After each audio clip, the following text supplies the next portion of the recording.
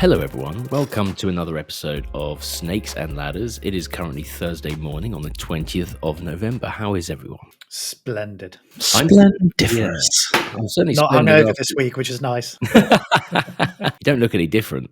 I'm sure you feel better considering the Nvidia results that came in. That's certainly happy to see that they absolutely crushed it last night. Yeah, I mean, it is almost bizarre now how Nvidia's results are almost more important than any government announcement or global event at all. I mean, people actually do Nvidia results parties in America where they all sit there and it's wild. But this is where, this is where it's going. This is why all three of us have a business interest CorpCast outside of this podcast, because that is where this is going. You know, the personality of CEOs in this world of, announcements, it is becoming a sort of a rock star thing, right? Yeah, definitely. And I think you've seen that sort of cult of celebrity with some of the CEOs. So obviously everyone knows Elon Musk, but whether it's Jamie Dimon of JP Morgan, or there's so many of them now who really command a room and a following, which I would argue perhaps 10, 20 years ago wasn't there. That's interesting because I didn't read the same thing as you from that at all, Ben. I think Nvidia's reliance speaks far more to a underlying fear in the market growing and everybody hoping like hell that the party hasn't ended yet, as opposed to a step change. I don't think. Yeah, I understand your point. Did I communicate that? That's not what I meant at all. No, but you were saying that there's this move towards sort of the rock stars of the CEO thing, which I'm not sure at Nvidia is necessarily the case. It's more that I'm not sure people would be having Nvidia parties if they were just scared of it, right? And it's all about sort of making these things events. I suppose that's what I was more talking about. Yeah, well, look, I think it's certainly. Is it good news? I suppose short-term good news. Let's hope so. Short-term good news for sure. Yeah, there is a bubble coming up. Well, there is some sort of burst to come. I think that is pretty sort of widely thought of to be true. But for the time being, most of our tech portfolio seems to be okay. But we'll see what happens. Anyway, what have we got in the roundup this week, lads? Yeah, so I mean, I think started all off the markets this week. The word I'd probably pick is jittery. Obviously, we had some big highs in October. The Nasdaq's off sort of 5-ish%. FTSE 100's off a little bit less, but the VIX index in the States, which is sort of colloquially known as the fear index, is up a lot month on month. So volatility's up. People are a bit more skeptical. They're worried the December rate cut isn't going to come in. The view is perhaps some of these AI deals with OpenAI and others, it's all quite circular. Is any money really changing hands, or are you just, that book, I did a LinkedIn post on 1929, The Wall Street Crash by Andrew Ross Sorkin. It's amazing how it's such a similar pattern of behavior whereby there's euphoria, people take out leverage, and then all these banks and lenders are just doing deals with each other to try and keep the sort of musical chairs going. And whether they... Because it's interesting how strong a year it's been for M&A, right? It's record year in M&A. And yet, like you say, how much of that is sort of real versus manufactured opportunities? Yeah, interesting. And also part of the reason for that is because Trump came in, and Trump's much more pro M&A, whereas the Biden administration... Yeah, he unlocked a few, right, that maybe would have been blocked otherwise. I think was a... So you wonder if some of the companies have just gone, well, we better do something now, because potentially if the Democrats come in next time, then it tightens up and I can't do anything. But you're right. I mean, the M&A has been on an absolute tear. The one market that I thought was interesting this week was Bitcoin. I mean, really suffering. And even on today's good Nvidia news, it's up to sort of 91-ish. 91.7 at the moment, I think, as of time of this. So it's a pretty anemic reaction. Which is so wild, considering that, when Bitcoin, at least when it first came into the public conscious, it was supposed to be a hedge against the markets, right? Now it just seems to absolutely track markets anyway. Yeah, I mean, I think the idea that it's digital gold has almost certainly been proven false. It feels like it's actually a leveraged bet on US tech, because the correlation just seems that if tech goes up a little bit, Bitcoin goes through the roof. And then if tech goes down a little bit, then Bitcoin goes through the floor. So it's, But I mean, anyway, the other news this week in crypto was Kraken filed its S1, which means which is a confidential filing that basically precludes an IPO in New York at some point in the near to medium term. And it's always been I slated. thought that was interesting timing. Sort of feels like if I was in their shoes, I'd have wanted to have got that done by now. I wouldn't be registering for next year, just given the jitters just at the moment. But yeah, it's certainly interesting. Yeah. I always find it a bit odd that these filings, which are meant to be totally confidential, are always made public. And so then everyone just goes, oh, right, Klarna, Ripple, all these companies have filed their confidential filing. But I don't know what the timing would be. If the market doesn't look great for them next year, maybe they'll turn it into a 2027. I can't remember what the As a timeline PR man, Jimmy, why would that be? Why would all these confidential filings actually be public? Because you're slightly trying to whet the appetite of investors and let them know it's coming.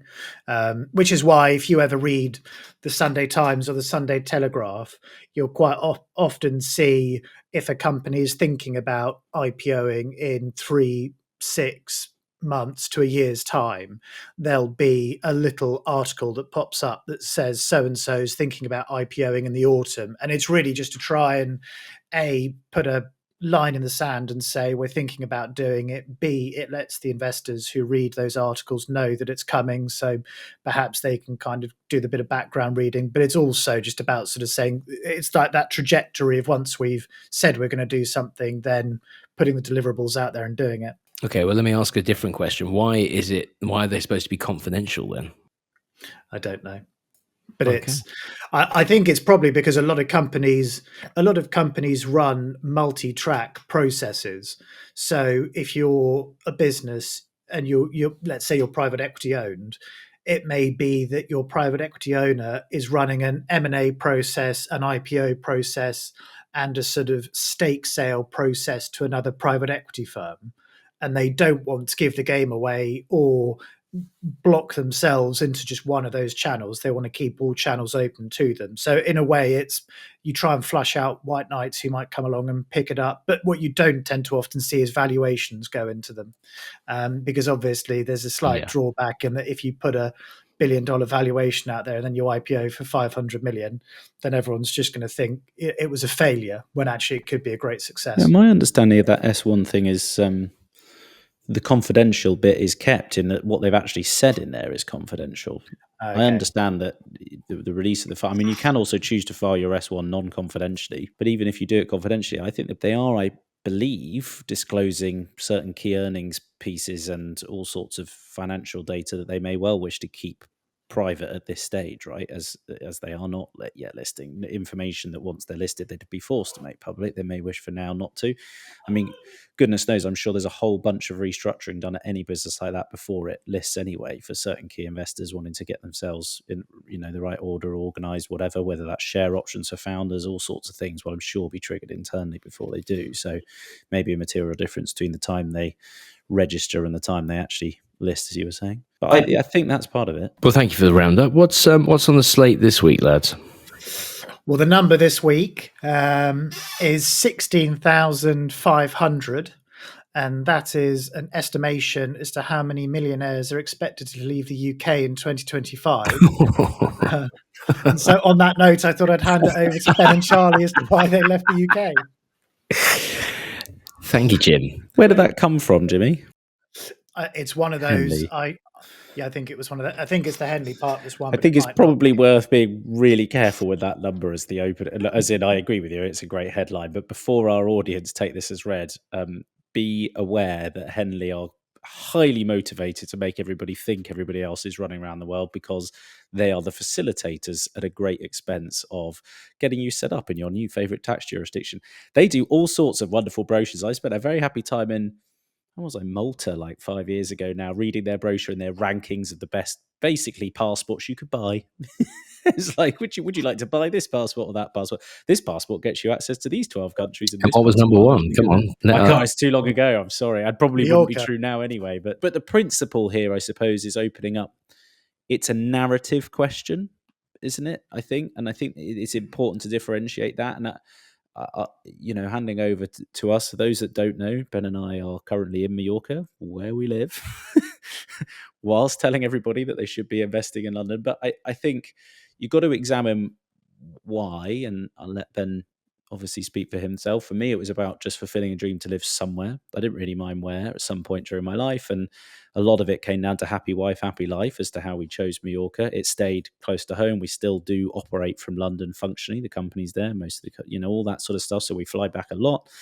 So perhaps a slightly different motivation to that Henley and partners are alluding to in the headlines, which is this mass flight for tax reasons. And it's certainly, it's as we ramp up to the budget here, we can't help but acknowledge that they've done quite a good job of scaring the market by doing an announcement that's never really been done before, and then you turning on that and you turning on the other. And I know that they leak stuff at that time to sort of test people's reaction before they make it official. I get that. This seems to have gone a bit further.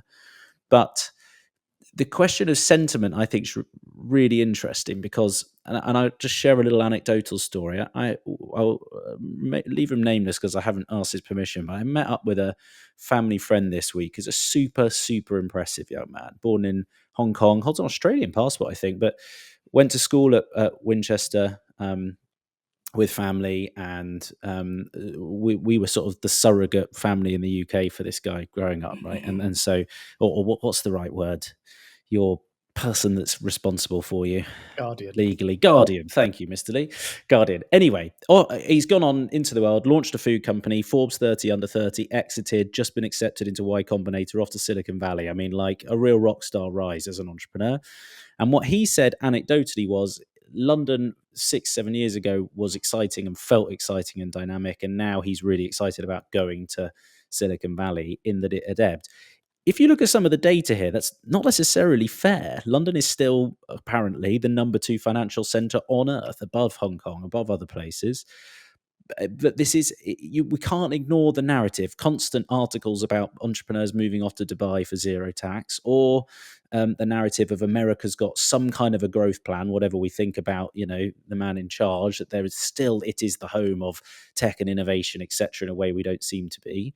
And I guess I'm concerned about that because I still think, when we put out a job posting for anything in London, I'm always blown away by the quality and the depth of the talent there. And I suppose I'm becoming some sort of flag flyer here, but it's back to making the point that it's actually still a really great place, and you've got to maintain the narrative in order for people to believe it.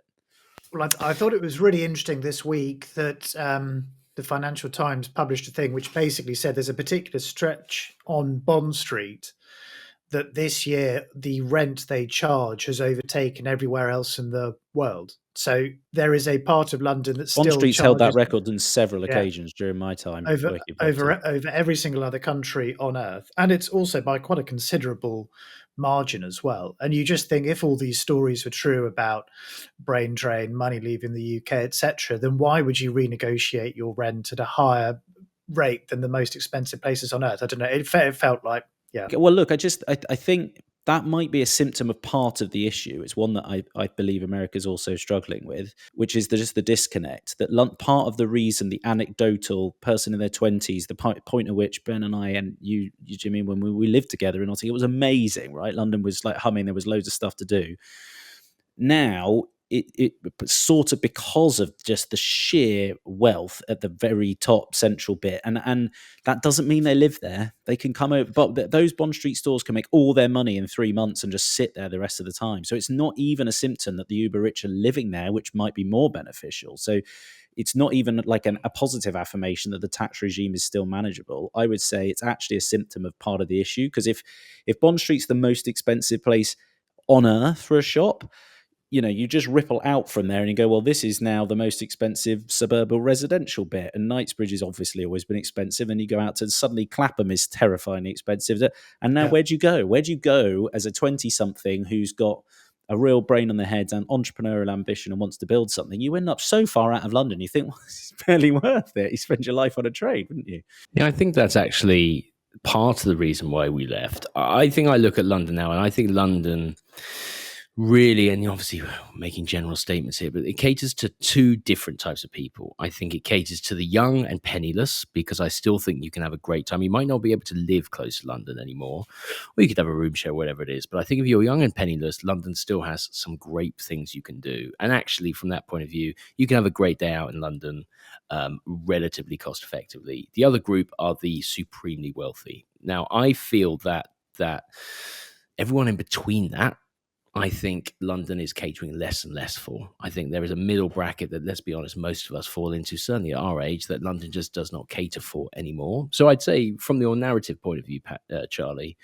I would agree that and it might just be my age, it might just be the fact that I'm married now with 2 kids, but I certainly think London doesn't have that from a lifestyle point of view, that same pool. But I would say from an entrepreneurial point of view, sort of talk about the core topic of what we are discussing in today's pod is I think that the sort of opportunities for entrepreneurs, maybe even mid-bracket entrepreneurs like I think we would call ourselves, have just been eroded very slowly. And I would say that happened probably ever since Brexit. And I don't think Brexit's the sole contributor. I think our response to COVID was a big contributor. And actually, if you look at the G7, we're the only people who still haven't actually risen to our pre-COVID levels as far as the economy goes.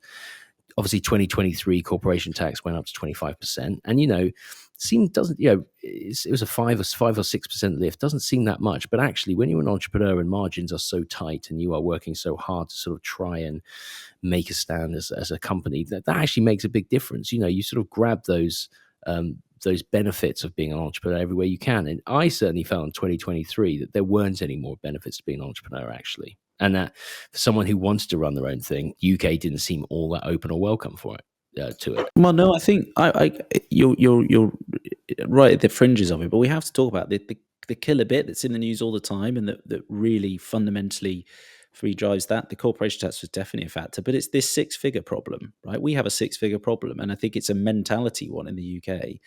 In that, and this is not in any way to underestimate the fact that earning 100,000 a year means you're doing well objectively. Of course, I understand that, but psychologically, what we've done is continue to erode that. Earning £100,000 a year was the aspiration for people 20 years ago. It still is. You go to America. My brother-in-law swapped. Well, no, I shouldn't say the numbers, but swapped a circa, subpar salary in the UK for a 6-figure salary in the US without doing anything. No job change. The difference in expectation is ginormous. We're still mentally going, anybody at that point is now rich enough, we should tax the living hell out of them. We're going to remove the child tax credits. I'm sure anyone who watched this podcast has seen enough about the threshold. You've got to jump from 100 to 150k and all that. And it's not that, God knows I'm not the person to fix tax in the UK or anything like it. But the point is, it's the narrative shift that I think is the issue. It's not Agreed. the fiscal result. It is the feeling of going, oh, wow, actually, how many people then sit down with a bloody calculator and work out for them precisely how many pounds and pences are being taken away? Probably almost none. Most people will just go on the feeling of that and go, oh, it just doesn't feel like it. Because it actually, doing the thinking around this, because obviously moved away, and then as Ben, you were just saying, the entrepreneurial mindset over there, most of the statistics and most of our experience and the talent of the people that we're lucky enough to work with would say to me that London is still an amazing place for this.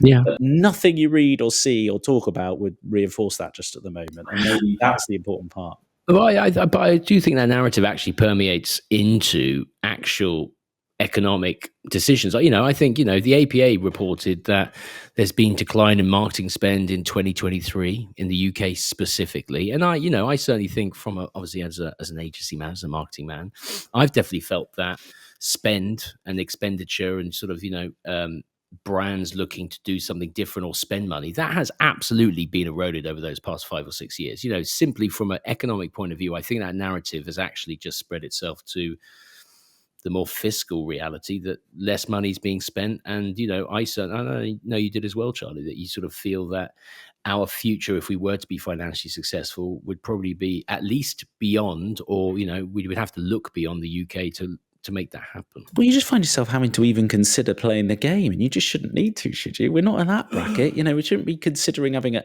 tax advisor, for God's sake, that kind of stuff. Yeah, look, I think ultimately the way we've moved to Spain is just not a tax move. Is it better? Oh, like a tiny couple of percentage points. Great. It's just not a tax move. The obvious one that everybody cites is Dubai. Have we thought about it? Yeah, we've had serious conversations about it. We still are. So it's not that we're pretending to be above that. Let's go to zero tax. But actually, I don't have an issue with paying it. I've got an issue with the narrative. It feels like the compound of small erosions is really ratcheting up to a macro narrative that's worrying, because you just don't attract the people that are really pressing on and doing places. Actually, that's the slippery, scary slope for London, for the whole of the UK as a result, right? To your point, I didn't realise we still hadn't got to pre-COVID at GC. That's actually lowest economic growth in the G7 as well. Still, it's actually massive, and I understand that Brexit, I'm sure, could be attributed for some of it, but a lot of it has to be a mental shift, a sort of go-getting attitude, and the best in the world of that over the last, well, all of my lifetime has been America, and they are not without all sorts of problems. They've got a huge wealth disparity issue there as well. But you do kind of think, well, at least they are going to grow. They're going to find a way of growing one way or another. Whereas we're starting to go, well, I wonder, we're too quick to accept that, aren't we? It's interesting, Jimmy. You sent us an article this morning. There is a parallel, right? That actually UK residents kind of pulled their money out of the FTSE this year. And actually, it was really foreign investment that really took advantage of the FTSE gains, right? There's surely a sort of parallel there. Yeah, and the main reason for that is cited as being people are worried about the budget next week, and so they're trying to build up a cash buffer just in case all of a sudden, some crazy decision means that they need to find more money than is falling down the back of their sofa, and so they're then tapping their investments in order to do it, which is a great shame. Because I mean, the power of America's stock market has been of huge benefit to the domestic population, whereas in the UK, if the graph continues to go in the wrong direction in terms of UK investors participating, but the performance is going well, then it's all foreign investors who are benefiting from it. And go on, we've rambled on. We're two people I've been here just over a year, and as I say, move more than anything else for lifestyle, and that with a small daughter is amazing, and that's the sun. We can't do anything about that in the UK. But you, as a man who spent that same time in very much the heart of corporate London world, am I and Ben and I just projecting nonsense, and actually you have a very different discussions, or does some of this start to translate there as well? No, I mean, I think there's definitely similarities that you see when you're in London generally. Some of it hasn't changed at all. Every time, and Charlie knows this because I message him every time I go there. Every time I'm in South Kensington, I just say, this is like amazing. Like, no one seems to work. Everyone just goes from nice restaurant to nice restaurant. They're sitting outside. But it is, so you have that part of London, which is a bubble in and of itself that has been there for as long as I can remember. But at the same time, the sort of London capital markets world has undoubtedly gotten tougher. When I first started working in corporate communications or financial PR or however you want to label it, nearly 14 years ago, I mean, there was an IPO all the time. There was deals all the time. It was a lot. Busy is not the right word, but there was a lot more action going on, and the UK stock market was completely booming. And the companies were being bought by huge Russian companies or Indian companies or whatever. It was just a really exciting time. And what has slowly happened is it's become harder and harder to raise money in London for mid-cap and smaller companies. And therefore, people, by its very nature, those companies are not growing like they should. They're not buying other companies like they should. There's not more companies of that size coming to market.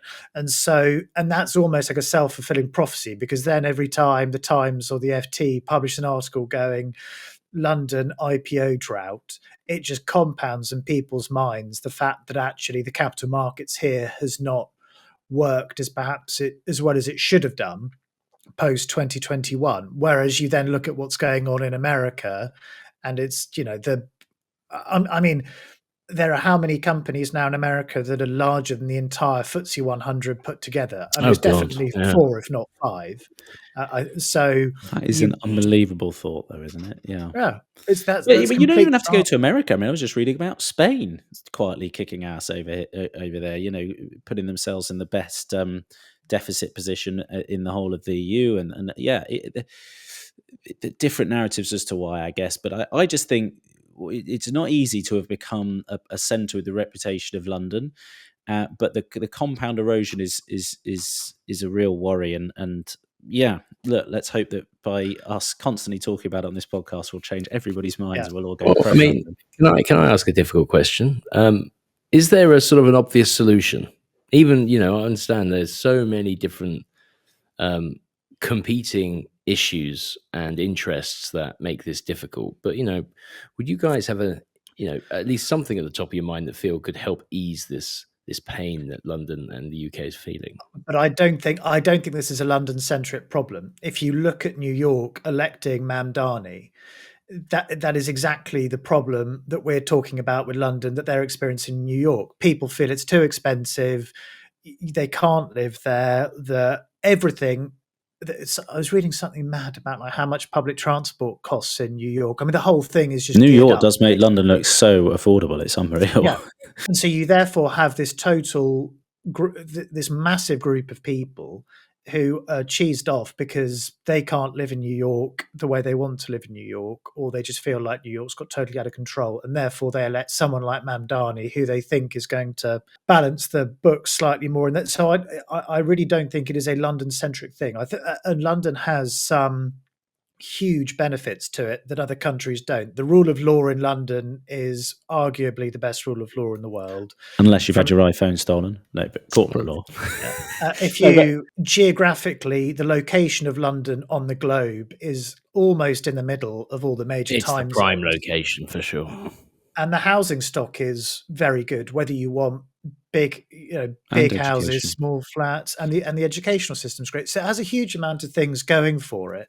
But I think it is also suffering from something that a lot of very wealthy cities in the developed world are suffering from, and that is just that they've been slightly overtaken by a group of people who live in a different world to everyone else. Okay, well, we're talking about lifestyle here, but what about the capital markets? What about innovation? What about company growth, entrepreneurship? Is there something there that might help stimulate? I'll be brave. I think we could. I think there are a couple of things that might help. I mean, look, one of them we just hinted at, which is certainty, which we haven't had for a while. Everybody's trying to work out.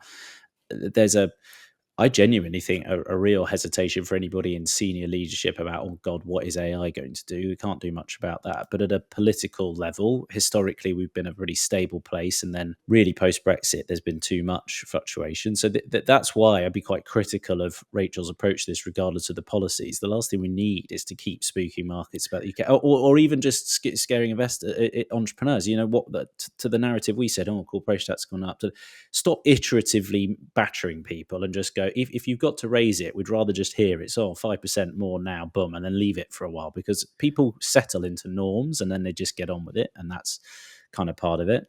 There are a couple of things which a lot of other global stock markets don't have. For instance, stamp duty costs on purchasing shares is not something that is globally the norm. However, of course, if you suggest, yes, let's take stamp duty off shares because that'll help people buy it, you've then got to find that money from somewhere else. And so that becomes slightly harder. The honest truth, though, is that a lot of the London market has been made up of, whereas in the US, it's much more tech focused. We have a financial services, energy, mining. Much more mature industries, right? Yeah, defense. You're going to like my answer, though. You got to let me get here. And the second one is get CorpCast. Look, it's what you're talking about, and I'm only half joking. Of course, we have a business we're invested in and want to do well, but I actually mean it. The point here is create some rock star CEOs in the UK. Create a narrative around it, because that's actually the key. People that other people want to emulate and rise up to. I mean, Elon Musk is practically a cult, and that's not all good, but there's lots of positive that comes out of it. Lots of people who go, well, if so-and-so could do it, so can I. And there's lots more of that type of messaging, positive aspiration, as opposed to sort of, we're not good at that, are we? Celebrating success in the UK. And I understand that to a degree, but let's just be like, or easing failure either, or easing failure. But I really do mean, like, get CorpCast, as in, get out there with a better consumer-facing message, not just to move your share price, but to inspire the fact that this can be done. And Jimmy, as a mechanism getting rid of stamp duty on shares, I actually think is probably the single best policy that we could enact around that. But I'm trying to avoid all the political stuff. And there's a whole bunch of stuff we're not in control of, and I'm sure I don't have the answers to. I think we spend too much money, but that's a totally different issue. Ultimately, I think the sentiment narrative shift is achievable. We actually do have some unbelievable companies. Generally speaking, whenever you read sort of broad brush anecdotal stuff about FTSE, it's kind of undervalued, lots of blue chip, reliable dividend paying companies that people aren't very excited about. It's like, well, then let's give them a reason to be excited, because it's just that they're not very good at telling everybody. They're just slightly boring people doing boring jobs. And actually, boring businesses are probably some of the best in the world at making huge money for people. So, you heard it here first. Charlie Lambert, the secret to bringing Great Britain back to being great is get CorpCast. That's corpcast.co.uk. Okay, lads. Are we going to roll the dice this week? Oh, God, yeah. Okay. Right. Speaking of, first of all, would you like to see how we did last week? Yes, please. Yes. You're going to be shocked to the start. So firstly, I don't know where I got £20 from, because I was obviously just going to buy a share, but there we go. It was £37. And we have lost, is that 25p or is that 2p? 2.5p. God, so much for the solidity of bonds. Eh? So there we go. Now I have to find for you my... Oh, am I freezing? No? I don't think so. You're going to like this one. Ooh. This is this week's picks. Okay. And just take us through your thinking on the week's picks, because I'll be honest, Jimmy and I don't think we're involved in this. So the Dice Master Charlie. The Dice Master. Okay. How did I approach this one? This was about. I obviously work from Nvidia, sort of outwards. I went, well, look, this is good news, and maybe suggests that the bubble's a bit further away. How might people benefit from this? But I wanted to look at companies that benefits in ways that you might not initially think of. So London Stock Exchange Group, this is a company has come up for us quite a few times on here, right? As a company we'd like to support if we can, because ultimately it's back to that same narrative position we think is really important. But what is important to understand about them is that they are much more than the stock exchange. They are ultimately a huge data play. And this is reasonably old news. It was about a month ago, I think, that they announced their partnership with, hang on, which one of these many AIs? Anthropic's Claude, that was it. Partnership with Claude. And so, look, they are by no means the only exchange that might benefit from this. But I'm looking for, if Nvidia represents the rails, here are some companies that maybe benefit from building apps on the rails. We've spoken a huge amount, not us necessarily, but the market has, around all the infrastructure, constant investment in infrastructure. It's actually a critique that Ben and I had on the old podcast about crypto, constantly building rails and no one building any apps on the bloody rail. So the whole approach here was, well, here are some companies that actually benefit from the apps on the rails and make use of that infrastructure and could give you some really interesting insight. So London Stock Exchange, I think if we're going to see a continued uptake and integration and use of AI into market data, obviously having any native connection, could be really interested to see how they do. And that is before CorpCast has got hold of them and completely revamped their social media. Ocado. Make Great Britain great again. Okay, make Britain great again. Ocado. Ocado's on the list because you may not know this about Ocado. I mean, you guys quite possibly do, but Ocado is a whole robotics and distribution play, right?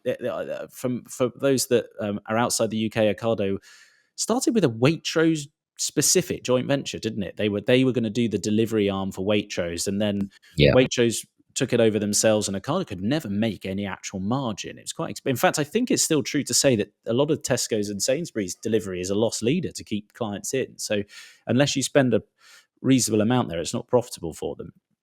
However, in doing so, they'd set up a big distribution network and robotics and AI in robotics, and of course then starting to get the cost back out of that distribution to unlock the potential profit, because the turnovers are just ginormous. That was why I thought we'd get Ocado on the list here. I think it could be a company that benefits from the way AI is unlocking things. And also, we've all sort of probably watched those slightly crazy humanoid robot things. I thought, well, that's a kind of an interesting one. Segro, which is Slough something, isn't it? Slough Estates. A big REIT, real estate investment trust. This is all about distribution centers. So this is Rails, a little bit more Rails adjacent, but this is the property that houses all these unbelievable data warehouse center type things. Again, if we're going to see a continuation, and Nvidia's earnings tells us that actually we're all getting a bit panicky a bit quickly, I could see Segro having a continued, triumphant year. Absolutely prime positioning to benefit, and also long term, whether it's sale and leaseback deals, or there'll be a whole bunch of restructuring goes on over the next decade in that market. Could be an interesting one. And Alpha Wave is actually a company I didn't know too much about, so this was suggested, and so I'm gonna have to do a bit of reading. But this is a UK based semiconductor companies, but specifically I believe it's IP rather than actually building them out, which is classic Britain, isn't it? We need to build things here as well. But ultimately, anything, and let's be honest, absolutely anything that can improve the efficiency of processing for AI, and therefore reduce the need for energy, which is the big sort of elephant in the room about achieving all the build out, could be huge. And I think Alpha Wave are certainly purporting to be in a space that could actually help with that. So it might be an interesting party. Thank you. There you go. Is that I think we might have to bring that a little bit shorter for our next episode. But anyway, you don't like listening to my voice for 15 minutes straight. Gave you a chance to have a vape. Fuck off. All right, okay. Dice Master Charlie, do you want to roll the dice? Let's see where we get. I want somebody else to do this next time. We'll have to share this incredible app that I built by googling it. Okay, play the theme tune. Sing the theme tune. Oh, 2 and 2. We did 4 and 4 last week. Do you reckon this is broken? It's just rigged. Well, I'm quite pleased with that. It means we're buying Ocado, which actually I think is probably, obviously, apart from the fact we love London Stock Exchange and they need to work with us now, kind of one of the more interesting on here. So we will go ahead and do the same thing. We will add Ocado to our Snowball. Hang on, we'll share this tab to our portfolio so you can continue tracking our meteoric rise to success in the podcast. But there you go. Thank you very much. Well, as always, an absolute pleasure to share the screen with you. I hope you guys have enjoyed it. If you did enjoy it, please share it with your friends. Make Great Britain great again with CorpCast and with Snakes and Ladders. To you, gents, I say adieu. Everyone have a wonderful time over your weekend. Lots of love. Bye. Ta-ra.